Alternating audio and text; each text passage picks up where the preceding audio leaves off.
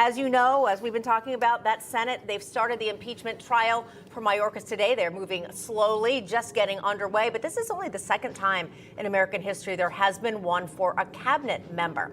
What do you anticipate will happen today? Do you think the Democrats are going to just make a motion to dismiss this trial right out of the gate? I do. I think they're actually going to try to put this away as quickly as possible.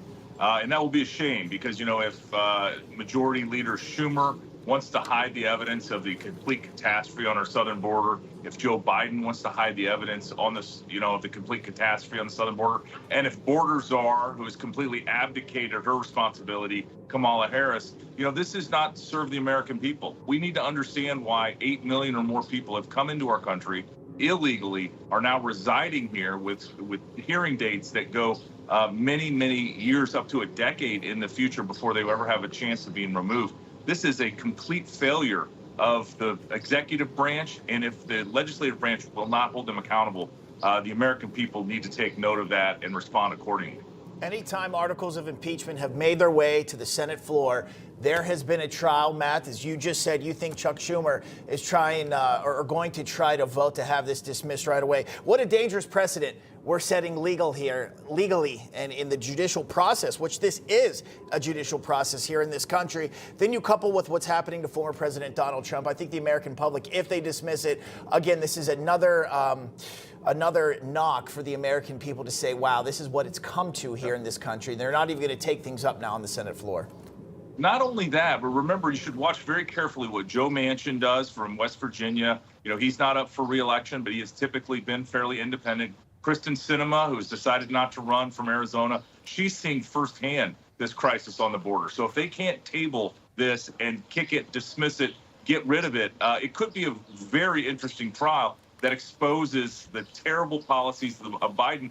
But more importantly, and it's not just their policies, because impeachment for policy is not appropriate. It is the failure of Alejandro Mayorkas to actually enforce the laws at our southern border. He has all the tools he needs. He just won't do it. Matt, I do want to turn to the Trump trial right now. Bob referenced it. The jurors have begun to be selected over the past few days. At this point, 7 have been selected. Some interesting backgrounds from all different parts of New York City, different ages, different races. Some of them said they actually get their news from YouTube and Google and TikTok. Your reaction to the 7 selected thus far and the process? Yeah. Well, you know, the first 7, there's 2 lawyers. Typically, when you're trying a case, a rule of thumb is you don't want lawyers on a jury because they're too experienced. They know too much. Maybe this case and how bogus the legal theories are, those lawyers might add some helpful analysis for their fellow jurors. I think the real problem is, you know, they disqualified 50 of the first 92 or 3 that they were able to interview. I think, you know, there may be some sleeper cells in these jurors that get sat that claim they don't have bias, claim that they don't think Donald Trump is already guilty in their minds. And I think, you know, those are going to be sussed out through further due diligence, through further investigation. Even after a jury is sat, I would expect Trump's team to continue to learn more and more about these jurors. And so seating an extra 6 alternates is going to be important because I think you could see a couple get kicked out during the trial. Matt, let's talk more about the jury selection here. We know President Trump, he was scolded by Judge Merchan, saying that he won't allow jurors to be intimidated by him. Also, we have that gag order placed on him just as well here. Can't defend himself in the public. People can attack him. He can't defend himself. I feel like that's the whole point when you're being prosecuted. You defend yourself. He can't do it this time around with that gag order. Your thoughts on that and the judge? Yeah.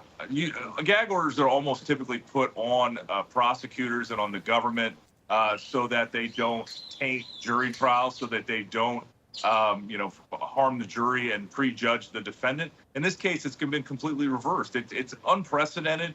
I think, you know, we're not going to see the last of these fiery exchanges between the defendant and his counsel and the judge. You know, Merchan has taken this case personally. I think he is conflicted. He should have recused. But that being said, you know, he's going to cling on to this. He wants the fame. He wants the attention. He has all of these cases, including Steve Bannon's case. He very much is an ideologue, and I think it's very concerning for all judges, quite frankly, across this country, that a judge like this would not try to be independent and understand how conflicted he truly is.